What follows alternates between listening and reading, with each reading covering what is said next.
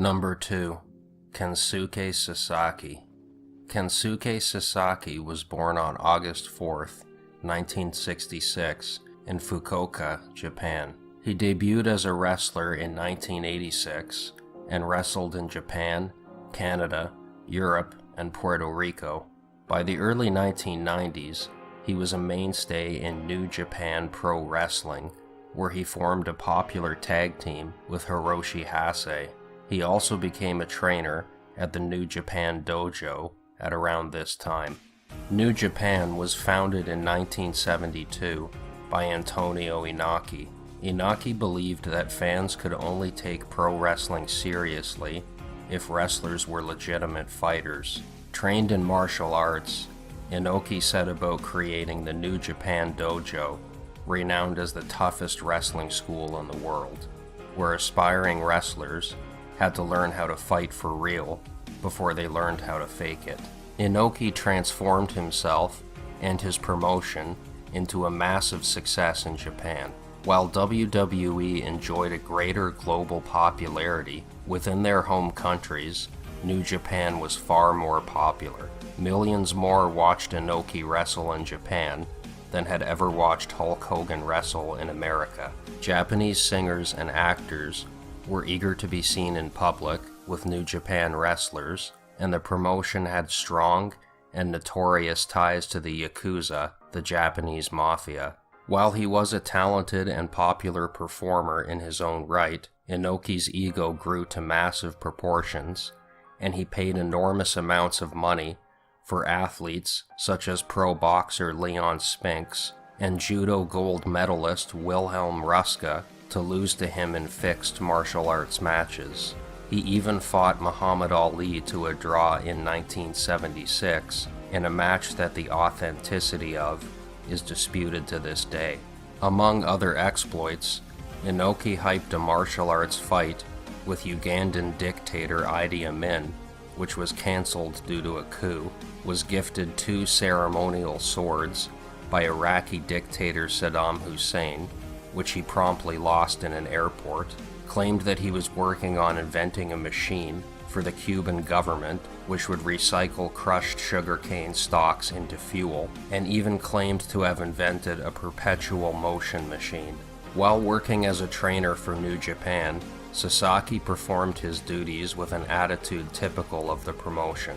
Trainees who failed to live up to the promotion's high athletic standard were ridiculed and sometimes beaten. One trainee, who had been brought into the promotion by Sasaki's tag team partner, Hiroshi Hase, was a young man named Hiromitsu Gonpei. Gonpei died at the New Japan Dojo in 1995 under circumstances which are unclear. According to the book Ring of Hell, Sasaki lost his temper with Gonpei and suplexed him dozens of times in the ring, leading to his death. According to one source, a booker for New Japan had arrived at the dojo, and seeking to impress him, the trainers made everyone start their 4-hour workout over from the beginning. Gonpei embarrassed everyone by not being able to keep up, which led to Sasaki's response. One source, who spoke on the condition of anonymity, stated that Gonpei was essentially beaten to death for not being good. In a testament to the power and influence of New Japan and their Yakuza backers, no criminal charges were ever filed against Sasaki, and very few media outlets would touch the story. Hiroshi Hase was reportedly distraught over Gonpei's death, and he left New Japan shortly afterwards for All Japan, New Japan's rival promotion. Hase was the exception, as most within the promotion viewed Gonpei's death as just something that can sometimes happen within Japanese pro wrestling. Kensuke Sasaki retired from wrestling in 2013. It is unlikely that he will ever face criminal charges for the death of Hiromitsu Gonpei. Number 1. Chris Benoit. Chris Benoit was born on May 21, 1967, in Montreal, Quebec, Canada. When he was a young child, his family moved to Edmonton, Alberta. When Benoit was 12, he began attending wrestling events promoted by Stampede Wrestling, which was based out of the nearby city of Calgary. Benoit immediately became fixated on an English wrestler named Tom Billington, who went by the ring name the Dynamite Kid. Born in 1958 in Lancashire, Tom Billington came from a notorious family background. His grandfather was a bare-knuckle boxer with a legendary temper. One of his ancestors was James Billington, who had also briefly worked as a wrestler, but was best known for serving as an executioner for the British government from 1884 until 1901. James Billington had a lifelong fascination with hanging, and he built a replica gallows in his backyard, on which he practiced with weights and dummies, and according to local rumor, stray dogs and cats. In 1892, Billington executed serial poisoner Thomas Neil Cream, considered to be one of the earliest British serial killers. In 1896, he performed the execution of Charles Thomas Wooldridge, whose execution was immortalized by Oscar Wilde in his poem The Ballad of Reading Gaol. His final execution, performed a month before his death in 1901, was of a man named Patrick McKenna, a personal friend of Billington's, who had murdered his wife after she refused to give him money to buy beer. While regarded by many as one of the most talented professional wrestlers to ever step into the ring, Tom Billington was a notoriously cruel, mean-spirited, and violent man who lived up to his ancestors' reputation. Billington stood 5'8", which was considered small for a pro wrestler, especially for that time period. To overcome his small stature, Billington wrestled a fast-paced, high-impact style, punctuated with daredevil dives from the top rope. He also used a large amount of steroids to add bulk to his small frame. Benoit, who stood 5'9" as an adult, would emulate Billington's wrestling style throughout his wrestling career. Benoit spent his teenage years working out regularly, and as soon as he turned 18, he enrolled in the Hart Family Dungeon in Calgary, a wrestling school ran by Stu Hart, the owner of Stampede Wrestling. The dungeon was widely regarded as the second toughest wrestling school in the world after the New Japan Dojo. In November of 1985, he completed his training and began performing in Stampede Wrestling. While Billington had left Stampede for the WWE the year before, Benoit was thrilled to be competing in the same ring that his idol had. He began performing one of Billington's signature moves, the diving headbutt, as one of his own finishing maneuvers. While almost any pro wrestling move can be dangerous if not performed correctly, some moves are difficult, if not impossible, to perform safely. The diving headbutt is one such move. Due to the nature of the move, it can frequently cause concussions in the user and, over time, lead to neck and spine damage. The inventor of the move, Harley Race, even went out of his way to warn both Billington and Benoit not to use it. Both chose to ignore this warning.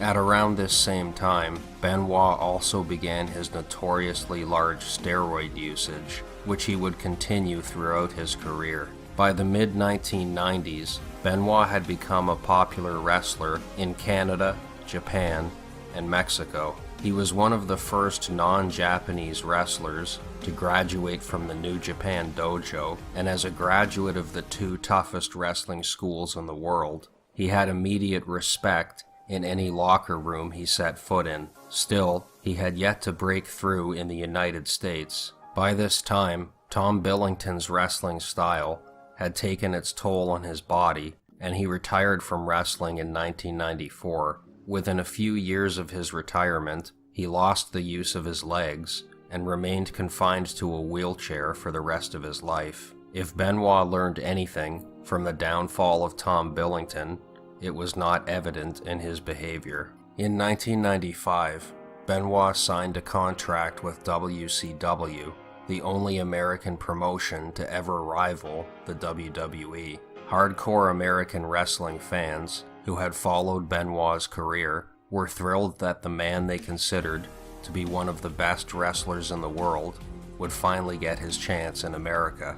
However, Benoit's career in WCW was for the most part lackluster.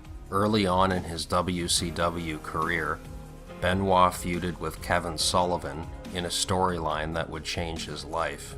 Sullivan, in addition to performing as a wrestler, also worked backstage as a writer. Sullivan's wrestling character was that of a Satanist who was accompanied to the ring by his wife, Nancy Sullivan, performing the role of an S&M sex slave. Sullivan was a throwback who believed in staying in character 24/7 and never showing his true feelings. Although the majority of adult wrestling fans were aware of the staged nature of the sport for decades, by the mid-1990s, the rise of the internet, as well as the proliferation of wrestling newsletters, meant that many fans were almost as aware of the backstage politics and booking decisions as the wrestlers themselves. Sullivan believed that the only way to get these fans to truly care about a storyline anymore was to convince them and his fellow wrestlers that the two combatants had genuine, authentic hatred for each other. Sullivan conceived a storyline where Nancy would begin cheating on him with Benoit. To make the storyline seem convincing, he staged a fight between the three in a crowded bar in front of their co-workers, whom he hoped would report to the newsletter writers what they had seen. Benoit and Nancy were also required to begin sharing hotel rooms while on the road. Both Benoit and Nancy disliked this storyline, as it required them to stay in character 24/7 and lie to their co-workers, the majority of whom didn't believe that the affair was real anyway. Ironically, the only person who became fooled by the storyline was Kevin Sullivan.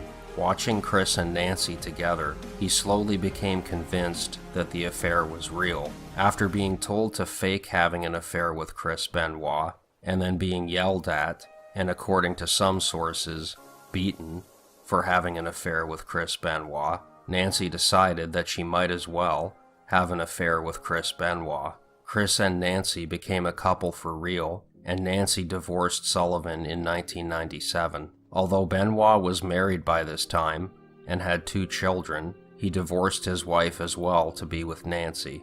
Eventually, the couple married in 2000, and shortly after that, Nancy gave birth to their son, Daniel.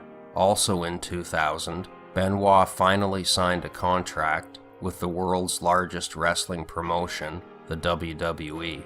While Vince McMahon, the owner of the WWE, was notorious for favoring hugely muscled bodybuilders who were over 6 feet tall, he also respected work ethic and legitimate toughness, both of which were qualities he saw in Benoit.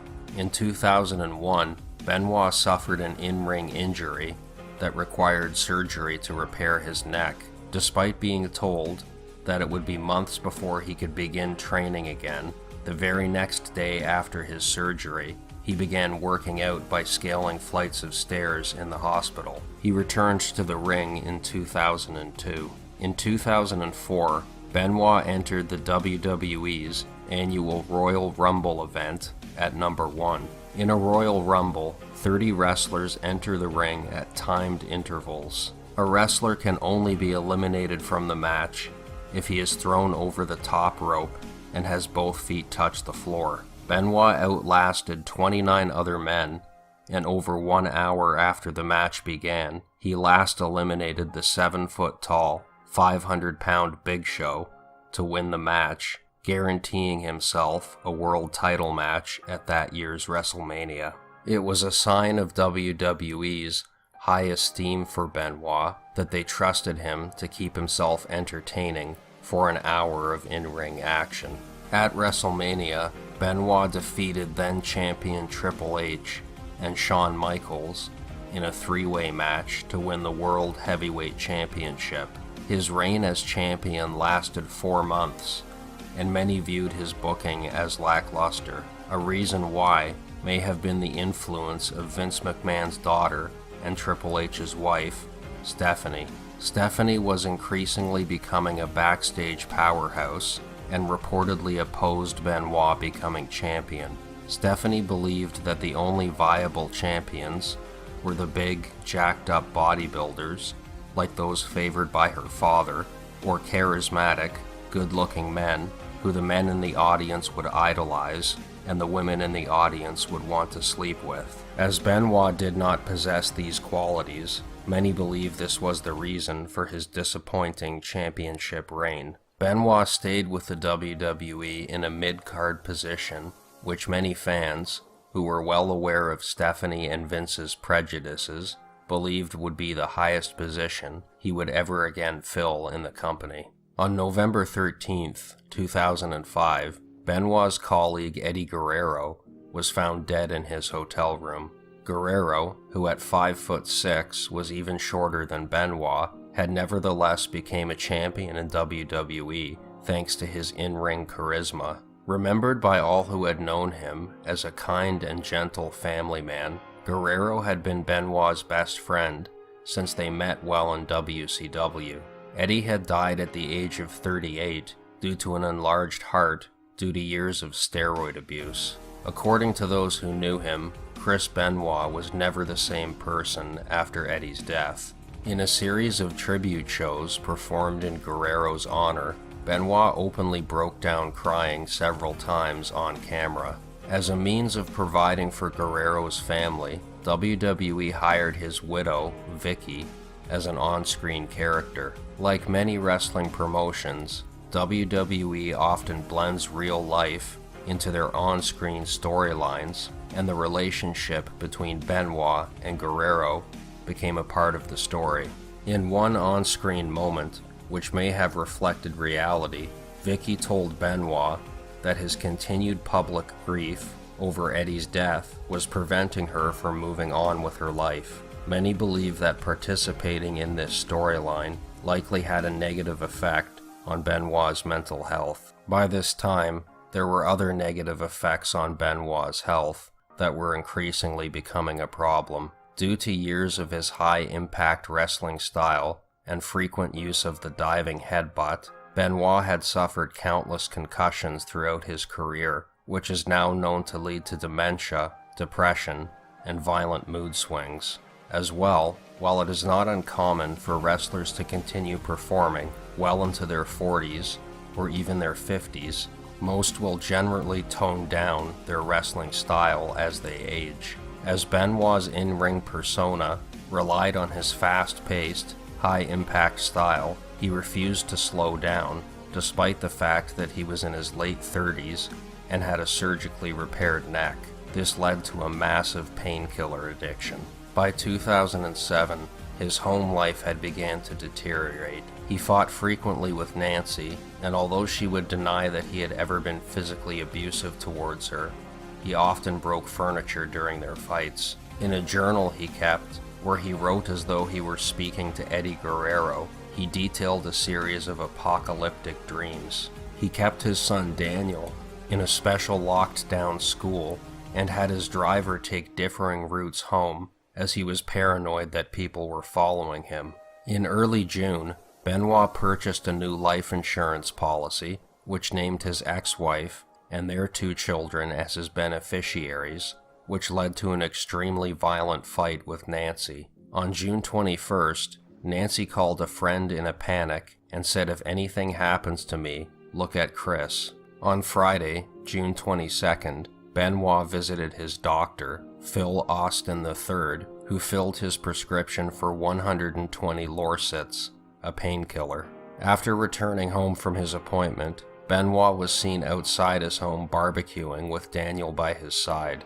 At 9:25 p.m., someone police assumed to be Nancy called information to ask for the number of the local police department. At 9:32 and 9:33 p.m., she left 2 messages on a neighbor's answering machine, which were described as normal. Shortly after that, in an upstairs bedroom in their home, Benoit duct-taped her hands and feet and strangled her to death with a TV cord. When she was dead, he He wrapped her body in a towel and placed a Bible by her side. At some point during the morning or afternoon of June 23rd, Benoit doped his son with Xanax, and when he was likely unconscious, strangled him to death. The distinctive bruising found on Daniel's body has led to speculation that Benoit murdered his son with his trademark crippler crossface submission move. Benoit then conducted an internet search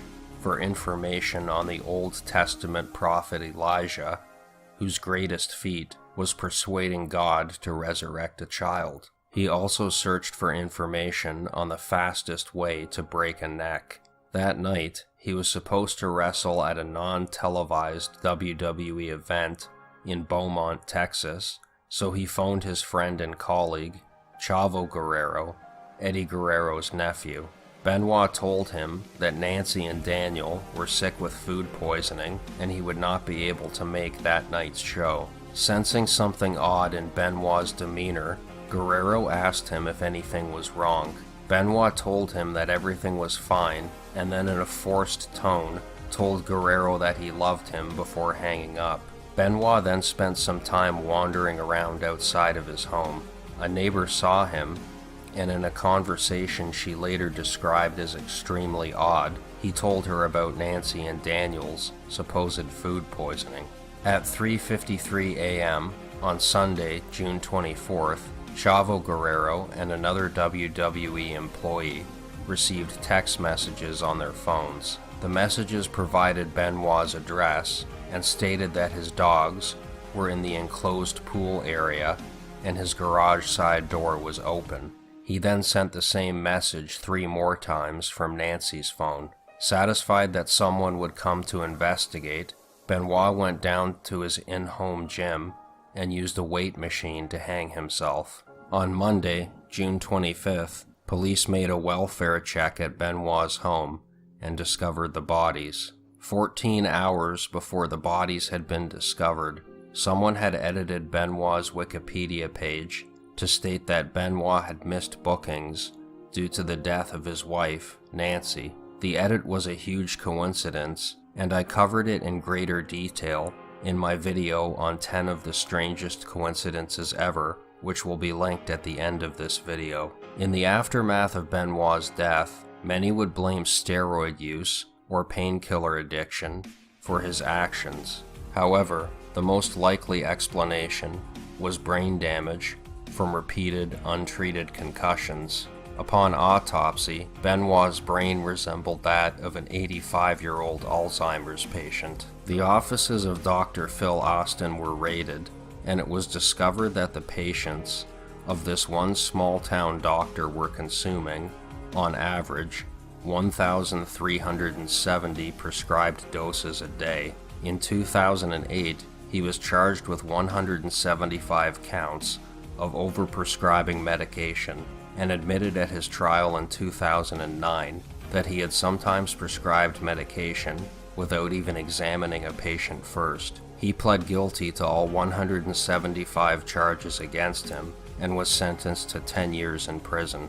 Due to the fact that Kevin Sullivan had portrayed a Satanist, and due to Benoit's paranoia about being followed in the weeks leading up to his death, there were conspiracy theories that the murders were the result of a decade-long plan of revenge by Sullivan. However, there is absolutely no evidence that Sullivan or anyone other than Chris Benoit were involved in the murders, and many viewed these conspiracy theories as a coping mechanism for fans who were unable to accept that a man they had admired so much had done something so horrible. In the wake of Benoit's crimes, the WWE has taken concussion issues much more seriously and has on several occasions forced wrestlers to retire or take on non-wrestling roles within the company due to repeated concussions. As well, due to both the Benoit murder-suicide and the death of Eddie Guerrero, the steroid culture in WWE has largely collapsed, and in the years since, several wrestlers, such as Seth Rollins, Kevin Owens, Finn Balor, and Daniel Bryan, all of whom have more natural, non-chemically enhanced physiques, have become world champions. Out of respect for his victims, WWE has chosen to remove all mentions of Chris Benoit from their programming, so perhaps this can be counted as his only positive legacy within professional wrestling. Thanks so much for watching today's video. Hopefully you found it interesting. If you did, please give it a thumbs up, and if you haven't already, check out my other videos for more content just like it. Thanks for watching.